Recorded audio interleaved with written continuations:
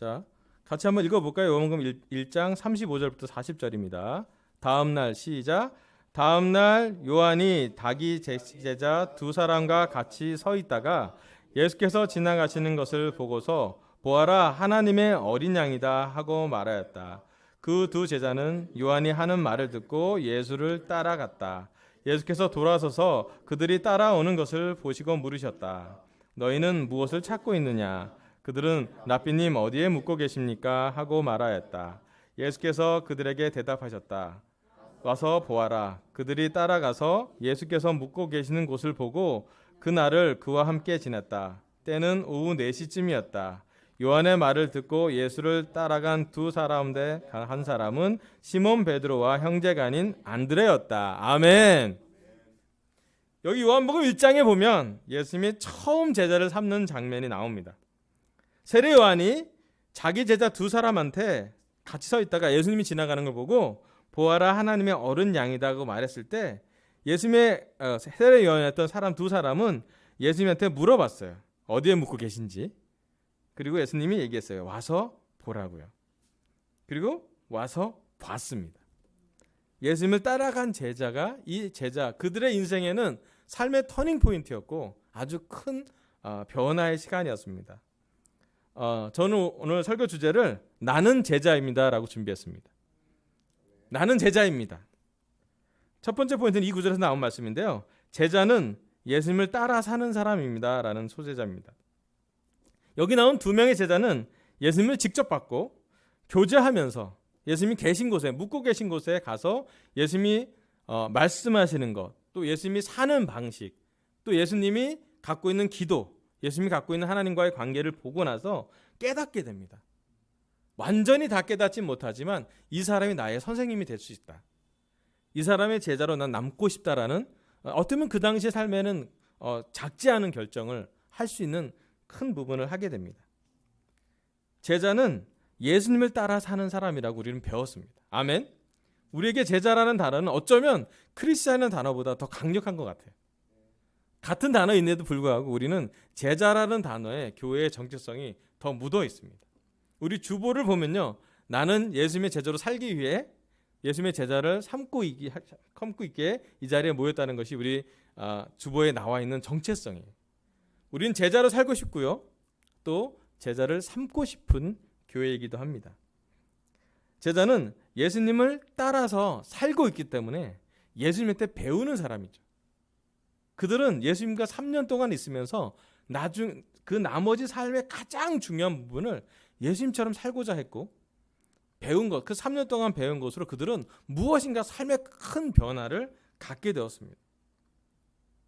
그래서 오늘 여기 강석 제자한테는 물어보고 싶어요. 우리 인터넷 보신 분들 물어보고 싶은데 요즘 우리는 예수님에게 무엇을 배우고 있습니까?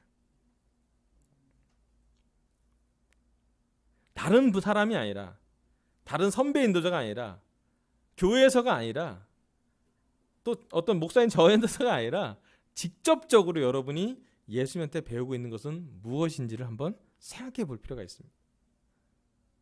우리는 배울 게 정말 많은 사람들이에요. 하지만 우리가 예수님의 제자인 이상 예수님한테 배우는 것이 끊임없이 있을 때 또 배우고 습득하고 훈련하고 어떤 면에서는 날마다 자기 십자가를 지고 예수님을 따라 사는 것을 배운 것이 우리 삶의 매일매일의 목적이자 방향이자 정체성이어야 됩니다. 우리는 단순히 목사의 제자가 아니고 또 누구의 제자가 아니라 예수님의 제자임을 기억해야 돼요. 저를 포함해서 우리는 양들이에요. 선한 목자는 예수님밖에 없습니다. 때로는 제가 요즘 고민하는 건 뭐냐면 어떨 때는 목자인 것을 요구할 때가 있고요. 어떨 때는 양인 걸 요구할 때가 있어요. 저한테. 제가 양인 걸 요구하는데 목자처럼 하면 당황스러워하고요. 또 목자를 기대하는데 양처럼 대하면 또 되게 당황스러워하는 걸 볼 수 있어요. 그런데 성경 말씀으로 보면요. 저도 양이에요. 저도 제자고요. 목사라는 타이틀보다 저는 제자라는 타이틀이 저한테 더 중요하다고 생각해요. 정확히 얘기하면 목사를 배우는 제자예요. 저의 정체성은 목사 수업을 받는 학생인 거예요. 아, 이런 게 목사 역할이구나. 아, 이런 게 내가 개척교회는 이런 것이 필요하구나. 아, 처음 가니까 이런 걸 할 수 있는데 빨리 습득을 해서 배워야 되는 거예요. 제가 캠퍼스라는 시간을 보낼 때는 적어도 20대의 언어를 빨리 배워야 되는 거죠. 하나님과 시간을 보낼 때는 하나님의 언어를 배우는 거예요. 여기 강서에 왔을 때는 영등포와 목동의 언어를 배워야 돼요. 잠실의 언어랑 조금 달라요. 예, 나쁜 게 아니라 다른 거예요. 배우면 돼요. 왜냐하면 근데 배워야 될 것은 제가 궁극적으로 봤을 때 예수님이 나한테 그걸 가르쳐주시고 하는 확신이 있을 때 배워지는 것 같아요. 그냥 다르다고 생각하면 배우기가 좀 어려운 것 같아요.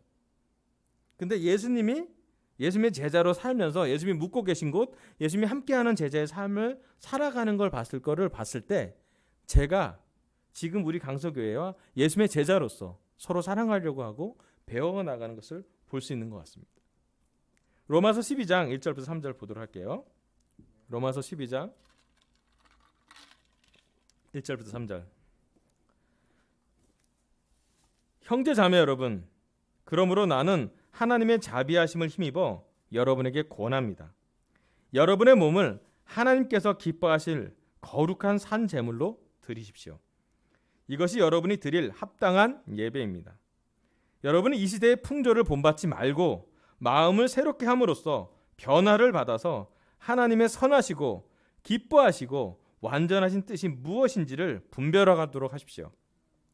나는 내가 받은 은혜를 힘입어 여러분 각 사람에게 말합니다. 여러분은 스스로 마땅히 생각해야 하는 것 이상으로 생각하지 말고 하나님께서 각 사람에게 나누어 주신 믿음의 분량대로 분수에 맞게 생각하십시오. 아멘. 여기 로마서 12장에 사도 바울은 명확하게 이야기합니다. 우리는 하나님이 기뻐하실 만한 거룩한 산 제물로 드리라고요. 여러분 주중 예배 때나 주일 예배 때 우리가 꼭 알아야 될 것은 뭐냐면 우리가 제물이라는 것이에요. 하나님이 기뻐하시는 산 제물이 되신 거예요. 첫 번째 산 제물은 예수님이죠. 그리고 예수님의 제자, 예수님을 따라 사는 사람만이 합당한 예배, 하나님이 기뻐하실 만한 예배를 드릴 수가 있어요. 우리를 드리는 것이에요. 어떤 제물을 드리는 것이 아니라 우리 스스로가 십자가에 함께 나누려고 하고요. 우리 스스로가 예수님의 고난의 남은 부분을 같이 가는 거고요. 우리는 예수님의 제자고 예수님을 사랑하기 때문에 예수님을 따라 사는 것에 대한 대가를 치르고 싶은 것이에요. 그리고 2절에 이런 얘기를 합니다. 이 시대의 풍조를 본받지 말라고요. 우리 시대의 풍조는 어떤 풍조가 있나요? 예. 여러분 우리 시대의 풍조는 여러 풍조가 있어요. 첫 번째는 우리 시대 풍조는 물질 만능주의가 있어요. 돈이나 명예나 어떤 위치나 경쟁적인 것에 대해서 우리는 어렸을 때부터 초등학교 때부터 대학교 때까지 라인업하고 지속적으로 비교와 경쟁을 하게 되어 있습니다. 무한 경쟁, 무한 비교, 무한 도전을 하면서 우리 삶은 보이게 보이지 않게 우리의 고유한 가치를 자꾸 잃어버려요.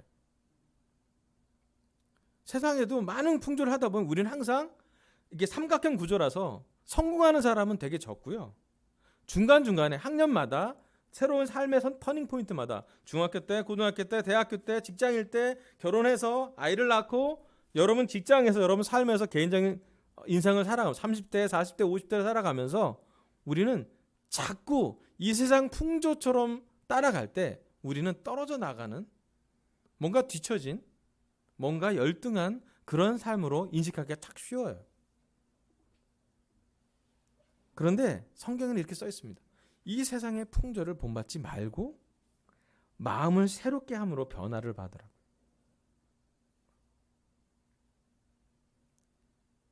여러분 우리 마음은 언제 새로워지나요? 여러분 우리들의 마음 언제 새로워져요? 회개할 때 새로워져요. 또 여러분 마음이 난 좀 새로워졌다. 언제 생각해요? 금식할 때 새로워지죠. 왜 안 새로워지면 먹지 못하니까 새로워져야 되잖아요. 회개할 때, 금식할 때 또 여러분 우리 단순해요. 말씀을 묵상할 때 좀 새로워져요. 똑같은 말씀인데요. 우리 20년 동안 큐티했잖아요. 저는 30년 동안 거의 29년을 큐티하고 있어요. 똑같은 구절인데 똑같지 않아요. 말씀은 딱 일정하잖아요. 그 써 있잖아요. 몇천 년 동안 그대로 있는 거예요. 그런데 그 말씀을 대하는 제 마음이 바꿔지는 걸 느껴요. 1년 전에 봤던 말씀이랑 똑같은 말씀을 봐도 지금 보는 말씀이 좀 달라져요. 로마서 12장 우리가 얼마나 많이 봤는 줄 알아요? 근데 볼 때마다 어떤 건 찔리고 어떤 건 새롭게 우리를 바꿔줍니다. 말씀 볼 때 우리는 새롭게 변화를 받아요. 심지어 그렇기 때문에 말씀을 누구한테 전하도 우리가 아니라 말씀을 전하기 때문에 그들이 새로워지는 것도 배우게 돼요. 그리고 또 우리는 기도할 때 변화를 받아요. 부정적인 사람들이 기도할 때 스트레스를 막 받았을 때 기도하면 진짜 영적인 기도를 하고 나면 마음이 좀 풀립니다. 화가 났을 때 기도를 시작하면 기도를 끝날 때 되면 어느 정도 화가 풀릴 때가 있어요. 대화가 안 돼서 꽉 막하고 이건 정말 아닌 것 같아. 조금 풀려요. 기도하면. 심지어 부부들이 부부싸움 하고 나서 정말 이 남편 못 쓰겠네, 이 아내 못 쓰겠네 라고 하다가도 같이 기도하면 왠지 어떤 부분이 연결이 돼요. 우리 아이들도요. 기도하기 전에 아이를 볼 때와 기도하고 난 다음에 아이는 다를 수 있어요. 어쩌면 애들은 똑같을 것 같아요. 왜냐하면 애들은 아직 제자가 아니거든요. 그런데 기도하기 전에 나와 기도하고 난 후는 나는 새롭게 당하는 게 완전히 다른 것 같아요. 뿐만 아니라 영적인 걸 배울 때 우리는 변함을 받습니다. 참 신기했어요. 저는 교회에서 참 신기한 게 세상에서는 되게 중요한 거를 교회에서는 별로 중요하게 여기지 않은 걸 많이 봤고요. 반대로 세상에서 볼 때 너무 사소한 거, 인사할 때 웃지 않는 거, 우리가 볼 때 사소한 것 같은데 교수는 되게 크게 봐요. 너 무슨 일이 있니? 어떻게 된 거니? 얼굴줄 바꾸고 교회에 들어오렴? 작은 건데요. 교회에서는 되게 크게 보는 게 있어요. 세상에서는 약점을 감추라고 배우는데 교회에서는 죄를 고백하면 자유로워져요. 주중예배 끝나고 형제들이 모여서 자기 죄를 고백할 때는 그 시간이 가장 창피한 시간인데 또 반대로 너무 새롭게 되는 시간이에요. 깨끗해진 느낌을 그때 받아요. 성찬을 하기 전과 하기 후에 우리의 마음이 달라요. 우리는 마음에 새롭게 되는 것을 변화를 받게 돼요. 그리고 그것을 우리는 대단히 예배 시간에 많은 경우를 경험하게 됩니다. 저는 그렇게 성경에서 이야기해요. 마음이 새롭게 된 사람은 하나님의 선하시고 기뻐하시고 완전하신 뜻이 무엇인지 분별이 될 수 있어요. 그 분별에는 그 뒤에 구절과 연결이 돼요. 어떤 거는 세상 모든 고민이 내 고민이 아니라 하나님이 기도하고 난 다음엔 왕시가 네 고민은 여기까지. 말씀을 계속 보기 전까지는 5만 가지 걱정이 있다가 말씀 보고 나면 믿음은 여기까지. 어떤 걸 하나님께 맡기기도 하고요. 하나님이 주신 것이 무엇인지를 정리가 돼요. 내 믿음의 분량대로. 내 마음에 하나님이 원하시는 것이 어디까지인지를 구분할 수 있게 돼요. 우리가 분명히 아는 것은 나는 제자라고 할 때 예수님을 따라 사는 제자라면 마음이 새롭게 변화받는 것을 경험해야 돼요. 오늘 지금 특별히 여기 강사제 우리가 앉아있는 우리 중에 마음이 오랫동안 변하지 않고 있다면 뭔가 마음에 뭉친 것이 잘 내려가고 있다면 다시 한번 가서 이 세상의 풍조를 본받지 말고 하나님의 기뻐하시고 선하시고 완전한 뜻을 알도록 노력해 왔으면 좋겠어요.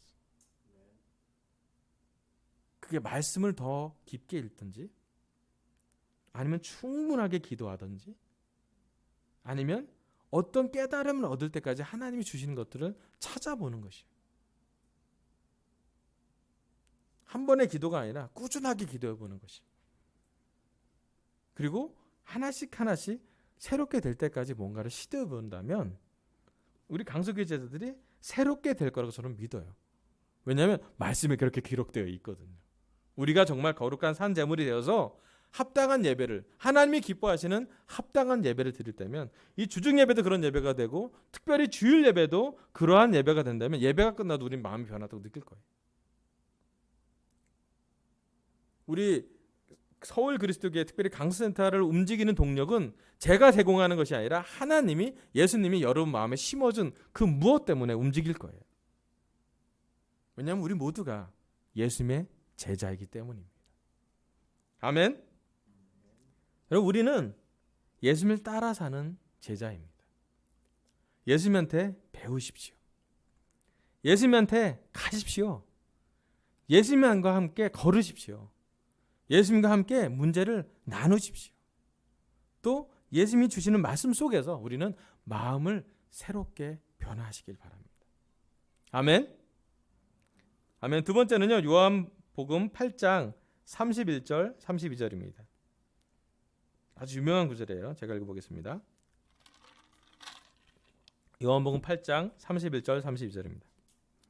예수께서 자기를 믿는 유대 사람들에게 말씀하셨다. 너희가 나의 말에 머물러 있으면 너희는 참으로 나의 제자들이다. 그리고 너희는 진리를 알게 될 것이며 진리가 너희를 자유롭게 할 것이다. 아멘. 여기 예수님이 자기를 믿는 유대인들에게 하신 말씀이 나와요. 이 말씀은 사실 정말 유명한 말씀이죠. 우리가 많이 들어봤던 말씀이기도 합니다. 너희가 나의 말에 머물러 있으면 너희는 참으로 나의 제자들이라고. 아멘. 예수님 말씀에 머물 때 우리는 예수님의 제자라고 예수님이 얘기했어요. 그리고 너희는 진리를 알게 될 것이며 그 진리가 너희를 자유롭게 할 거라고 그랬습니다. 제 오늘 설교 두 번째 포인트는요, 제자는 태어나는 것이 아니라 만들어지는 것입니다. 첫 번째 포인트는 제자는 예수님을 따라 사는 사람이라는 것이고요. 두 번째 포인트는 제자는 태어나는 것이 아니라 만들어지는 거라고 예수님은 얘기를 해요. 예수님 말에 살 때 예수님의 제자가 되면서 그냥 제자로 멈춰져 있는 게 아니라 예수님한테 지속적으로 그들은 배웠습니다. 말씀의 비유를 배우고요, 하나님의 나라 비유를 배우고요, 삶의 많은 중요한 순간에 어떠한 성격을 하는 건지 예수님한테 직접 배웠어요. 그리고 깨닫습니다. 그들은 그게 진리라고 나중에 알게 돼요. 완전히 깨닫지 못하지만 하나씩 물론 나중에 십자가와 부활을 하고 나서는 거의 다 깨닫게 되는 것이 있는데 그것이 복음이었습니다. 그들은 말씀이자 복음이 진리인 걸 알게 됐고요, 그 진리를 알고 나서는 그들은 많은 부분이 자유로워졌어요.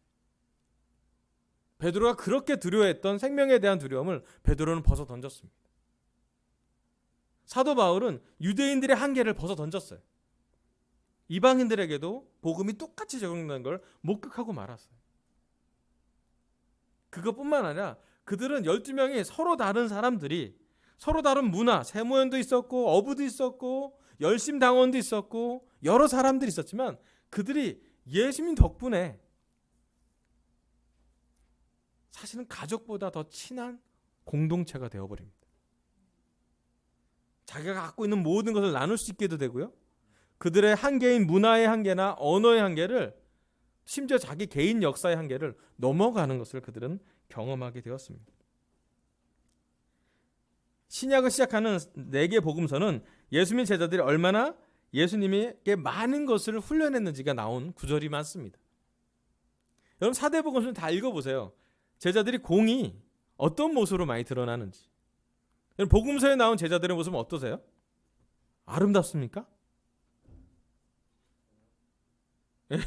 주로 복음서에 나온 제자들의 모습은요, 깨닫지 못하거나 엄한 것을 물어보거나 또는 예전에 얘기했는데 못 알아들어서 다시 반복하는 것이 많이 나와 있어요.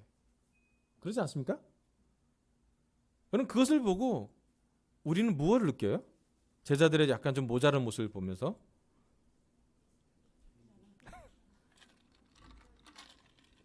그걸 보고 아름답다 느끼지 않아요. 그걸 보고 우리는 동감합니다. 나도 저러는데, 나도 예전에 영적인 분명히 알았는데 요즘 잘 영적이지 않아서 잘 까먹는 거. 예수님 있으면 직접 알아들을 거를 자꾸 까먹게 되잖아요. 여러분, 4대 복음서는 제자들이 태어난 것이 아니라 만들어지고 훈련되어진 것이 명확하게 많이 기록되어 있어요.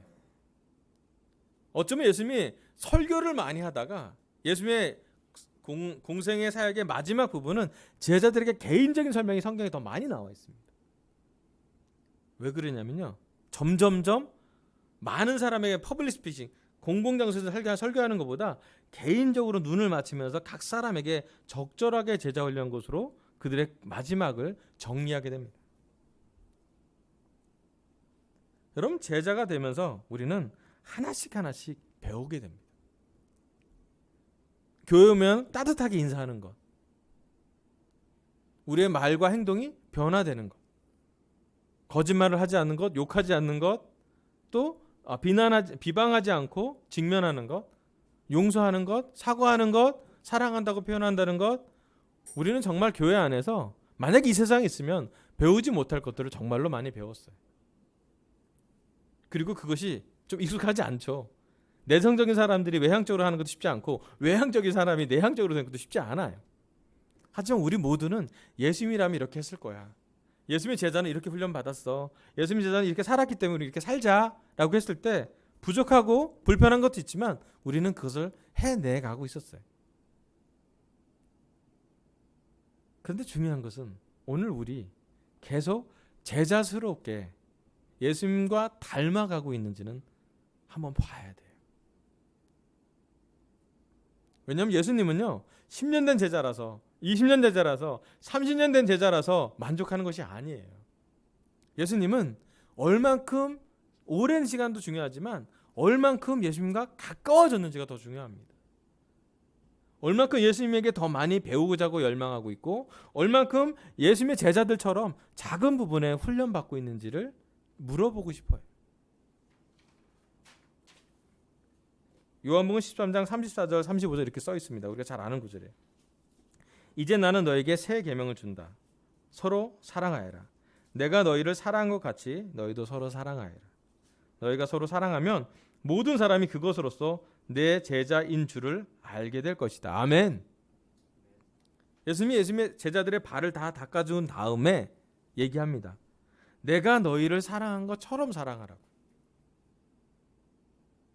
그 당시에 바리새파 사람들이 사랑한 것처럼 사랑하지 말고, 그 당시 너희들의 부모님이 너희를 사랑한 것처럼 사랑하지 말고, 너희들의 랍비에서 사는 그런 탈무드에 나온 사랑을 하지 말고 모세오경을 보고 사랑한 그것을 거치는 것이 아니라 내가 한 것처럼 하라고.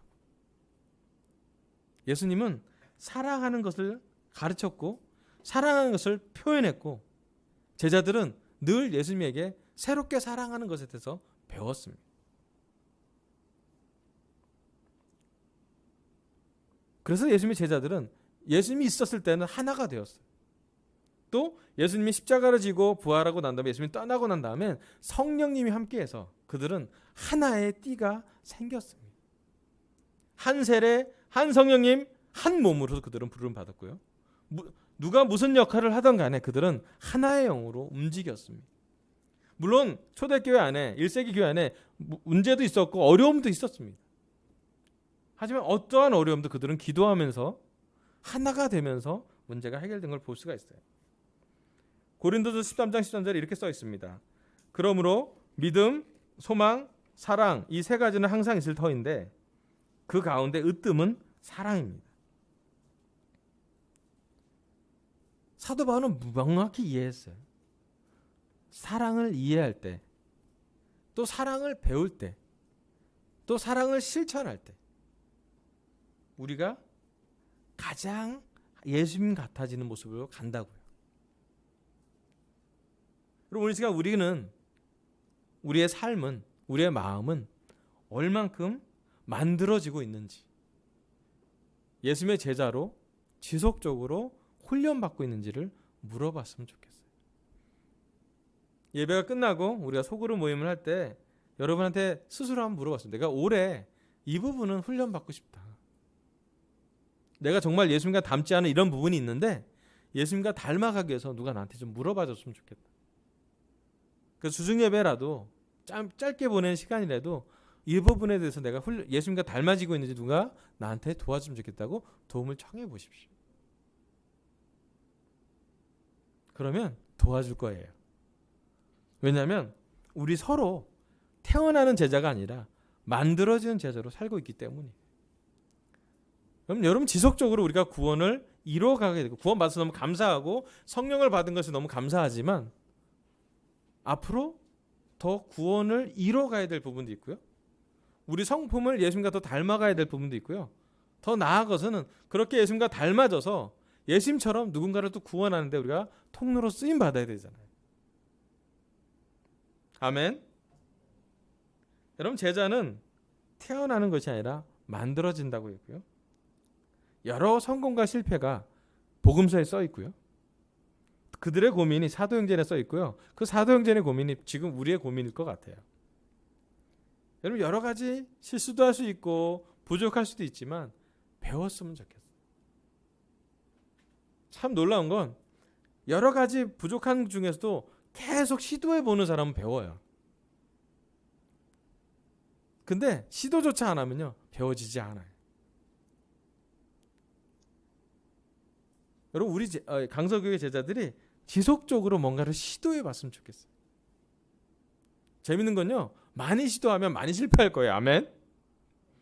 근데 많이 배울 거예요. 저는 이 말씀을 되게 사랑해요. 우리가 사랑을 여러 가지 실패할 거예요. 실수도 할 거예요. 알아서 실패할 수도 있고 몰라서 실수할 수도 있겠죠. 괜찮아요. 근데 많이 사랑하려고 노력해 봤으면 좋겠어요. 여러 사람을 사랑하려고 했고요. 또 특별히 교회 안에 제자고 우리 가족이라면 남편과 아내를 더 깊게 사랑해 보려고 하고 더 다른 각도로 사랑해 보려고 하고요. 우리 아이들도 있으면 이렇게 사랑하는 걸 아니라 다르게도 사랑해 보려고 하고 여러 가지 시도해 봤으면 좋겠어요. 내 사랑이 얼마나 작은지에 큰지 작은지에 집중하지 말고 내가 이런 사랑을 시도해 보고 내가 저런 사랑을 시도해 보고 내가 예수님한테 사랑을 많이 받았으니 예수님한테 거저 받았으니 나도 많이 해봐야지 하고 살아봤으면 좋겠어요. 그러면요, 교회가 풍성해질 것 같아요. 왜냐하면 서로 사랑하니까. 여러분, 오늘 우리가 짧게 예배 전에 3, 4분 또 5분 정도 서로 기도할 거 물어봤으면 기도해 보세요. 그리고 주일 예배 때 와서 내가 기도했는데 어떻게 좀 됐어? 좀 괜찮아? 그 관심이요, 세상에서는 그렇게 하지 않아요. 왜? 그렇게 넓혀보면 어때요? 이렇게 깊어지면 어때요? 주중 예배나 주일 예배 끝나고 나서 누군가 관계가 남아간다면 하나님의 말씀이 남고 우리가 사랑할 수 있는 것이 좀 더 늘어간다면 되게 좋을 것 같아요. 아멘. 그래서 제자 훈련은 지금도 진행 중입니다. 그 무엇보다도 우리가 계속 사랑하는 걸 배웠으면 좋겠습니다. 여러분, 캠퍼스는 여러분 대학생들이 서로 사랑하는 걸 배웠으면 좋겠어요. 20대에 하나님을 사랑하는 걸 배워나가면 좋겠어요. 아멘. 여러분, 싱글은 싱글로서 예수님의 사랑을 나눴으면 좋겠고 배웠으면 좋겠어요. 물론 어려움도 있지만 지속적으로 사랑을 배워나가길 바라요. 사랑 안에는 인내도 있으니까요. 여러분, 결혼부는 결혼부로서 예수님의 사랑을 배웠고 시도해왔으면 좋겠어요. 내가 좋아하는 사람만 사랑하는 것이 아니라 저랑 좀 거리가 있지만 그래도 사랑해보고 시도해보고 자꾸 만나보고 같이 기도해보면 좋겠습니다. 아멘. 오늘 하나님은 저의 입술을 통해서 나는 제자입니다 라고 말씀을 전하게 했습니다. 첫 번째 포인트는 제자는 예수님을 따라 사는 사람입니다. 예수님의 제자들이 예수님을 따라가서 그 시대의 풍조를 본받지 않고 예수님에게 배웠듯이 우리도 마음을 새롭게 하기 위해서 배우고 변화를 받기를 바랍니다. 두 번째, 제자는 태어나는 것이 아니라 만들어지는 것입니다. 여러분, 아직도 우리는 제자 훈련을 받고 있고 제자스럽게 살려고 노력하고 있고 제자로서 배워가고 있고 진행 중입니다. 특별히 사랑하는 것을 시도해 보시고 사랑을 깊이 있게 또 사랑을 넓이 있게 사랑을 진하게 사랑을 예수님답게 할 수 있도록 노력해 보길 바라면서 설교를 마치겠습니다. 감사합니다. 아멘.